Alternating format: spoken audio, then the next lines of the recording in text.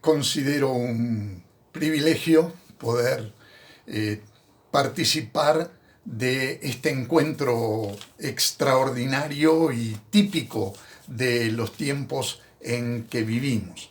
¿Cómo será la iglesia del futuro inmediato? Si queremos que haya una iglesia en el futuro, será necesario que la encontremos en el pasado. ¿Qué quiero decir con esto?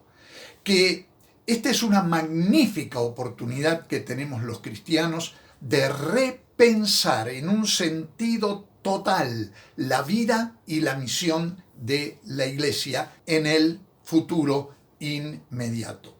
Y para ubicarnos en ese futuro y hacerlo como cristianos comprometidos con el evangelio que hemos abrazado, es necesario que en lugar de imaginarnos el futuro, consideremos con cuidado y detalle cómo fue el pasado.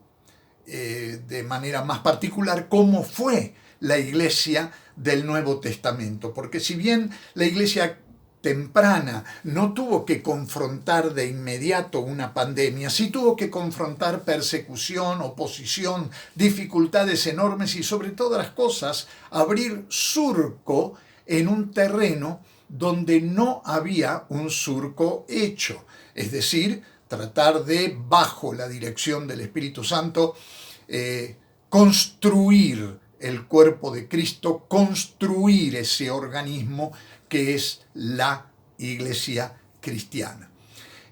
¿Cómo será entonces la iglesia que viene, la iglesia del futuro, conforme al modelo del Nuevo Testamento? Si ustedes me permiten, quisiera proponer 10 ideas que son simplemente ideas que coloco sobre la mesa para que provoquen nuestra reflexión y para que nos animen también a mirar hacia adelante con esperanza y haciendo frente a al desafío y a la enorme oportunidad que el contexto nos representa. En primer lugar, creo que la iglesia del futuro, la iglesia post-pandemia, será una iglesia renovada. Este término, renovada o calificativo renovada, en los últimos 30, 40 años ha sido manoseado lo suficiente como para perder su significado en buena medida. De modo que necesito clarificar un poco lo que quiero decir. Permítanme para ello comparar el término renovado, renovada, con el término reforma o reformada. Porque este sí también es un término con una carga semántica y una carga histórica que todos podemos identificar con facilidad. Sin embargo, una cosa es una reforma de la iglesia y otra cosa muy distinta es una renovación de la iglesia. A ver si puedo encontrar la manera de explicarlo. Yo estoy en mi casa en este momento, y esta casa, gracias a Dios, la hemos construido con mi esposa hace 43 años atrás. Así que ustedes imaginan que en 43 años la casa pasó por varias reformas. Tiramos paredes, levantamos paredes, abrimos ventanas, cerramos ventanas, abrimos puertas, cerramos puertas, en fin, se pintó varias veces, se cambió el techo. Una casa con el paso de los años necesita, si es que va a seguir siendo útil, de reformas. Pero renovación es algo diferente de una reforma. Yo reformé la casa muchas veces, pero la estructura esencial nunca cambió. De hecho, los cimientos siguen siendo los mismos y no le he movido el terreno sobre el cual está fundada. Pero un proceso de renovación significa tirar todo abajo y arrancar de nuevo con algo totalmente novedoso. Eso es lo que significa la palabra, es hacer de nuevo, no transformar, cambiar, decorar, acomodar lo que ya estaba. La reforma del siglo XVI lo que hizo fue eso, una reforma de la iglesia, le dio una forma diferente, pero no cambió lo sustancial. El paradigma de cristiandad continuó dominando la estructura de la iglesia. Ese paradigma de cristiandad todavía está vigente en nuestros días. Y si vamos a completar la misión que Cristo nos encomendó, necesitamos terminar de darle muerte a ese paradigma que nació con la supuesta conversión de Constantino a comienzos del siglo IV y que se ha traducido en las iglesias, digamos, territoriales y en las iglesias oficiales y en las iglesias ligadas con el Estado. Ni siquiera los que se propusieron romper esa alianza, como por ejemplo los anabautistas del siglo XVI, lograron terminar con el paradigma de cristiandad, porque fueron las iglesias libres las primeras en caer en la trampa del denominacionalismo, que es una expresión del paradigma de cristiandad. Lo que necesitamos es una renovación sobre el mismo fundamento que es Jesucristo, construir algo totalmente nuevo. Esto es lo que nos enseña el libro del profeta Joel. Dicho sea de paso, quiero que tengamos en mente o a mano el capítulo 2 del libro del profeta Joel, porque creo que ahí es donde están algunas indicaciones de lo que va a ser la iglesia del futuro, la iglesia post-pandemia. Y lo que dice Joel es que esta iglesia del futuro, la que viene, la que sale del paradigma de cristiandad, va a ser una iglesia llena del Espíritu Santo. ¿Qué dice Joel 2:28, el famoso versículo? Derramaré mi espíritu sobre todo el género humano. No se trata de 120 en el aposento alto, no se trata de otro grupo en un retiro y reunión de oración. Esto es un derramamiento universal del Espíritu Santo y es el poder, el germen, la fuerza que va a permitir la renovación de la iglesia en los últimos tiempos. Una segunda idea es que esta será una iglesia post-denominacional y post-institucional. Y esto está muy ligado a lo que dije anteriormente. La iglesia es el cuerpo de Cristo, no es una institución, mucho menos un templo. Es un error gravísimo decir voy a la iglesia en lugar de decir voy al templo o al edificio eclesiástico. La iglesia es un cuerpo orgánico, es una comunidad de personas, es un organismo vivo, o como lo dice Pablo en su famosa metáfora, es el cuerpo de Cristo. No es un organismo, no es una organización, sino un organismo. No hay más lugar para estar integrando una estructura rígida en términos eclesiológicos, rígida en términos dogmáticos, rígida en términos de casuísticas, en términos que no reconocen ese carácter vital del organismo que se llama iglesia, que es el cuerpo de Cristo. Se terminan esas iglesias institucionales. De hecho, las grandes denominaciones hoy en el mundo están todas en crisis. Nacieron, se formaron, el periodo formativo histórico de las denominaciones fue en los Estados Unidos entre la guerra de independencia y la guerra civil, mediados del siglo XVIII y mediados del siglo XIX, como un producto típico de la modernidad. Con la posmodernidad el denominacionalismo como ideología se está viniendo abajo. Las grandes denominaciones en los Estados Unidos, en Europa ni hablemos, ya están muertas, pero en Estados Unidos se están muriendo. Y donde fallan es precisamente en las cuestiones institucionales, como por ejemplo las cuestiones financieras. Las grandes organizaciones y estructuras mundiales como las alianzas mundiales, Alianza Mundial Bautista, Alianza Mundial Reformada, Alianza Mundial Luterana, etcétera, etcétera, etcétera. Hoy están todas en crisis. No pueden mantener su presupuesto y sus burocracias están más desempleados que empleados.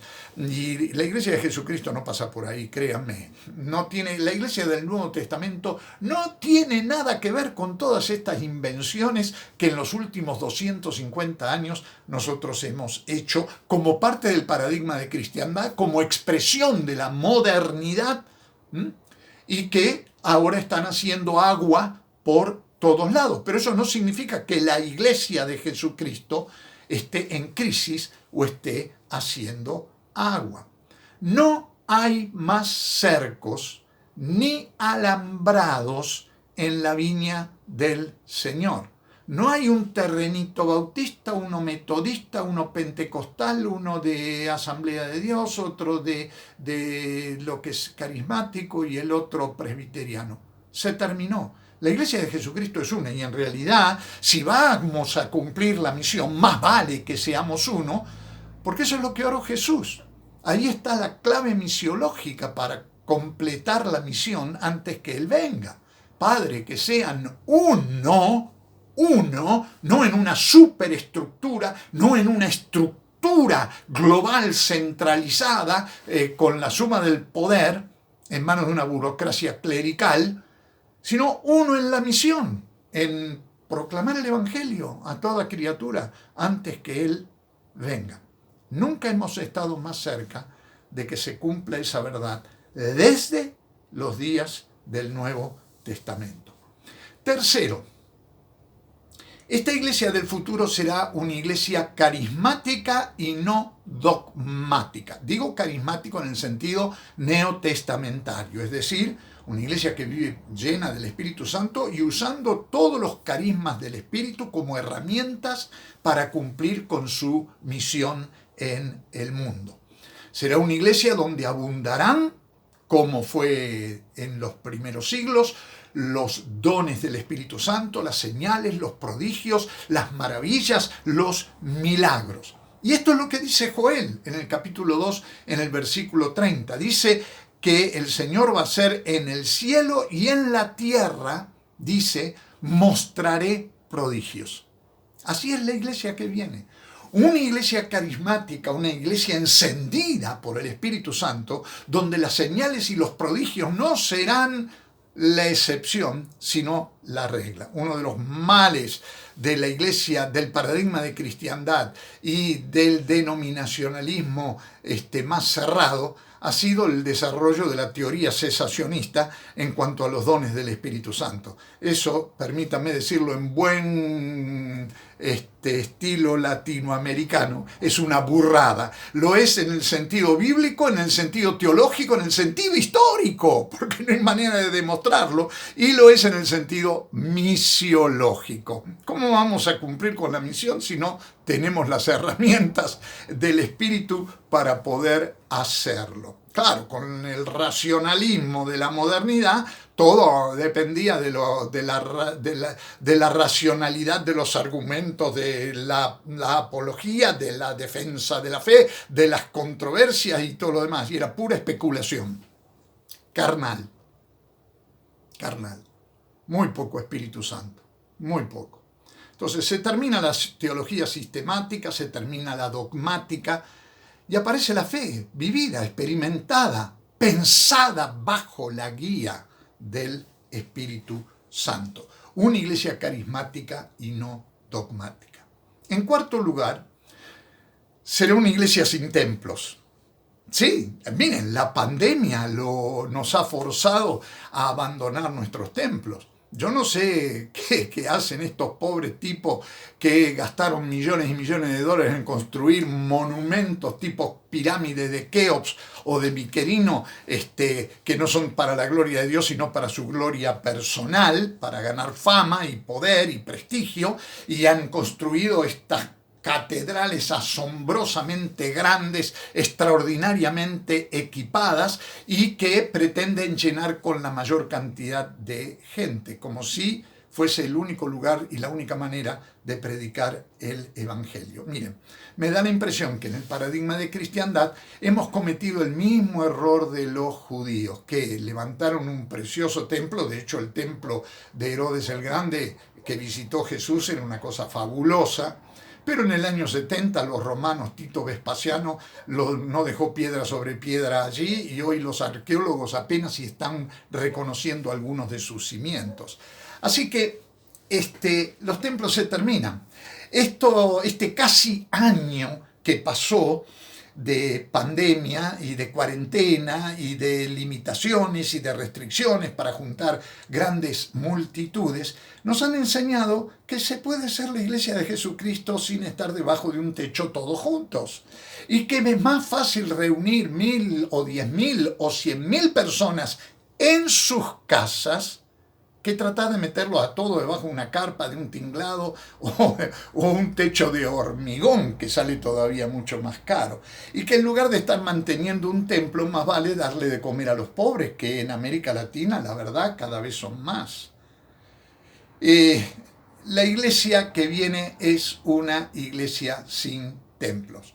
Lo lamento por los que nostálgicos que quieren volver a reunirse en un templo y que esperan meter otra vez masas de gente allí adentro.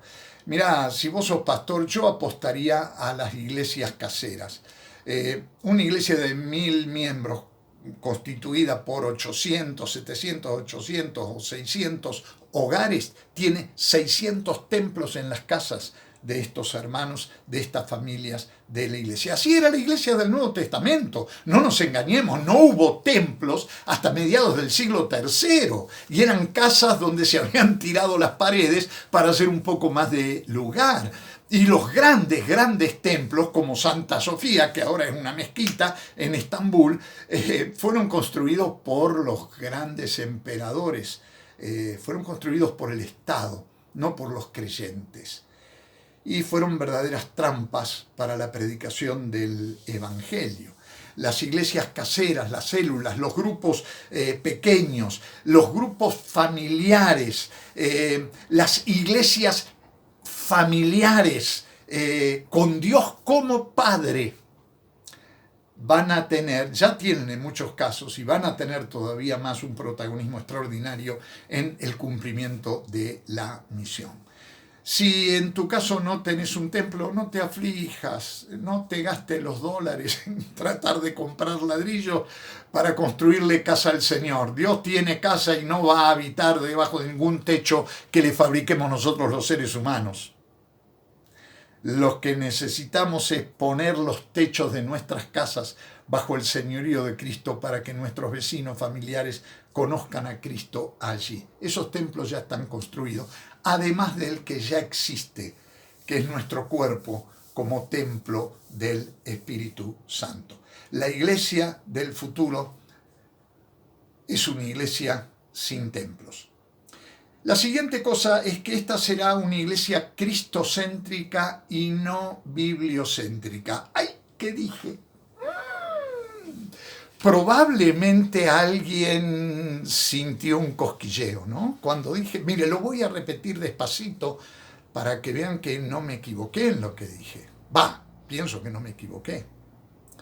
La iglesia del futuro será una iglesia cristocéntrica y no bibliocéntrica. Los evangélicos en América Latina, en general en el mundo, hemos inventado una frase que es falsa.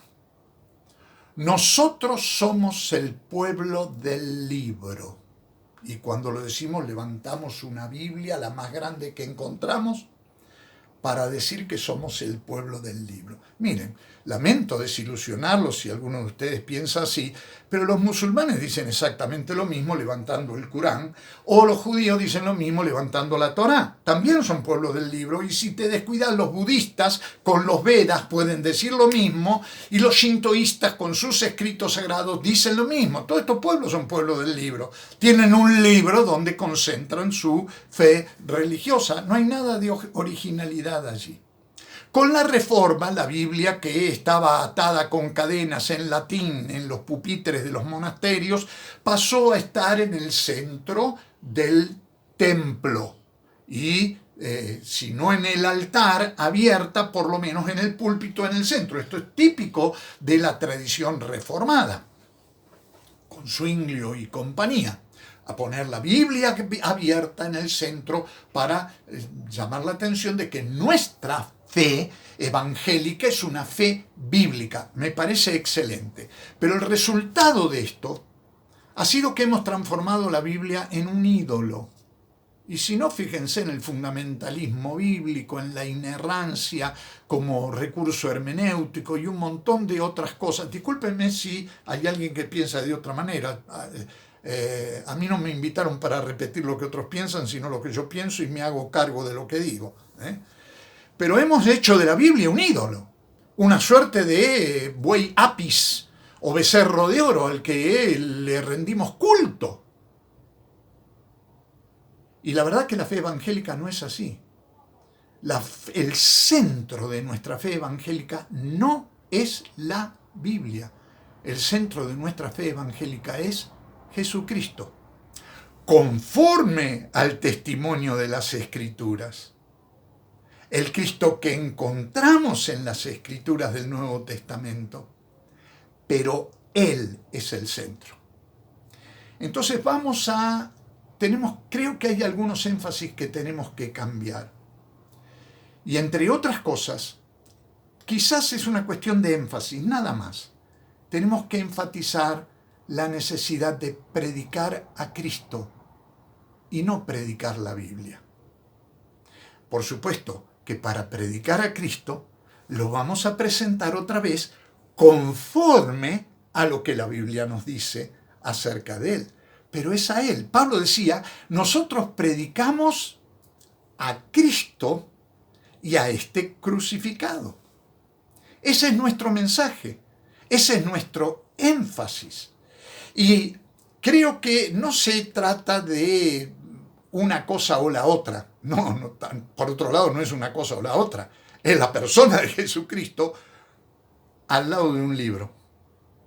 Y ese libro, que reconocemos por fe como palabra de Dios, no puede ocupar el lugar que ocupa la persona.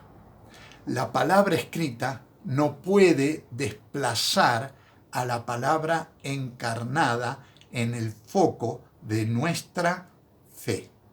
Nosotros seguimos a Cristo, repito, conforme el testimonio de las Sagradas Escrituras. La iglesia del futuro lo va a entender esto y va a predicar a Cristo. No la sarta de cosas que hoy se escuchan en el púlpito, que lamentablemente ni siquiera, ojalá fuera la Biblia lo que se predica, pero ya casi la Biblia brilla por su ausencia.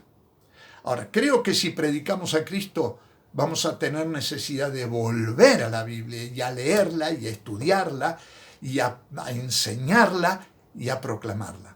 Pero Cristo es el centro. Él es el Señor. Él es el Salvador. La iglesia del futuro será una iglesia joven. Es interesante lo que dice Joel acá en el capítulo 2, en el versículo 28. Los hijos y las hijas de ustedes profetizarán y tendrán sueños los ancianos y visiones los jóvenes. El asunto demográfico y la cuestión etaria en América Latina ya no admite discusión. Más del 50% de la población en nuestro continente está por debajo de los 25 años. Esta es la iglesia del futuro. Se terminó aquello de que estas canas te dan cierta prioridad o privilegio o cosas por el estilo. No. Va a ser de la boca de los niños y de los que maman de donde va a salir la alabanza que engrandezca al Señor. Van a ser los adolescentes los que van a en oración obrar los milagros, las señales y los prodigios más extraordinarios. Van a ser los jóvenes los que pastoreen la iglesia, los que destilen sabiduría desde el púlpito, llenos del Espíritu Santo. ¿Y qué nos va a quedar a nosotros, los que ya peinamos canas, los que ya somos ancianos? Bueno, nosotros vamos a tener sueños, Pero ¿saben qué sueños? Los sueños cumplidos. Los sueños de ver a los niños, a los adolescentes y a los jóvenes sirviendo al Señor llenos del Espíritu Santo. Nos quedan estos sueños cumplidos por delante, pero ellos en la brecha dando testimonio de Jesucristo con todo poder, con toda energía y con todo entusiasmo. Miren, la esperanza más extraordinaria que abriga mi corazón, que tengo 7 nietos ya entrando en la adolescencia, es justamente que la juventud no se va a perder, como tantos piensan. Esta juventud perdida, que esta juventud no se la va a llevar la droga ni se la va a llevar la corrupción. A esta juventud no va a ser socia de los narcos ni de los políticos corruptos. Esta juventud no van a ser analfabetos ni enfermos de SIDA desde temprano. Esta juventud va a sobrevivir al virus. Y esta juventud va a ser la punta de lanza que utilice el Señor para traer gloria a su nombre en esta iglesia que viene próximamente. Esta iglesia será también una iglesia callejera. Su lugar de misión estará en las calles y en los mercados. Durante siglos nos encerramos adentro de 4 paredes, nos metimos adentro de catedrales y de templos, hicimos resonar la voz del Evangelio rebotando de un lado al otro en las paredes de nuestros templos, cuando la misión se tiene que cumplir afuera. Es extramuros, es extratemplo, es fuera, en la calle, no es en el aposento alto, por más que haya llamitas de fuego y esté tan encantador hablar en lenguas y sentir el ruido de los truenos y conmovernos con la emoción espiritual. Hay que bajar las escaleras y salir a la calle donde están las multitudes hambrientas y ahí al aire libre, donde ellos se encuentran, donde viven, donde sufren, donde sudan, donde trabajan, donde estudian, donde se conocen, donde se aman, donde vive la gente. Es allí donde hay que proclamar a Cristo como Salvador y como Señor. Hoy tenemos tantos medios para poder hacerlo. El internet, las redes sociales, la comunicación masiva del Evangelio por tanta diversidad de medios, pero nada va a cambiar ese contacto que podemos tomar con alguien en la vereda, en la cola para tomar un bus, esperando un tren en una estación o esperando turno en un médico, donde sea, o al compañero de la derecha o la izquierda en la universidad o en el colegio. Es allí donde la iglesia va a estar sembrando la semilla del Evangelio que traerá una vida nueva. Una iglesia callejera. Será también una iglesia horizontal y no vertical. Habrá una democratización de los carismas. Miren, lo que ocurrió con la institucionalización de la iglesia y con el paradigma de cristiandad es que se armó una jerarquía religiosa piramidal, vertical, los obispos, los presbíteros, los diáconos y después el común de la gente, y los dones que estaban en manos de cada creyente poco a poco fueron pasando y quedaron en manos del obispo. Fíjense, el don de lengua, casi la mayor parte de los cristianos hablaban en lengua, adoraban a Dios en lengua, profetizaban en lenguas, etc., comunicaban el Evangelio en lenguas en términos de heteroglosolalia, es decir, idiomas. Todo eso quedó en manos del obispo, y que hablaba una sola lengua, el latín, que no lo entendía nadie, a veces ni siquiera el propio obispo entendía lo que decía, porque lo aprendía fonéticamente de memoria. ¿Qué pasó con el don de sanidad o don de sanidades? Desapareció de las manos del pueblo y quedó en manos del obispo, que primero le daban la unción de aceite para sanidad, y cuando ya no se le sanaba a la gente, le dieron en la Edad Media la extrema unción, que era el pasaje para irse al otro lado de la eternidad.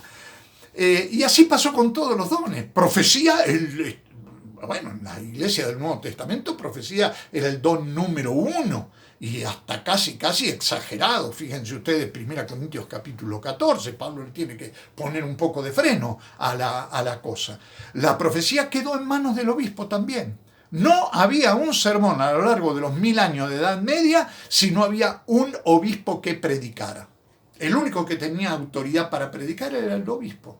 Y lo hacía como podía, no exponiendo la más de las veces el texto bíblico. Bueno, así con todos los dones. La iglesia del futuro, los dones van a abundar en cantidades industriales.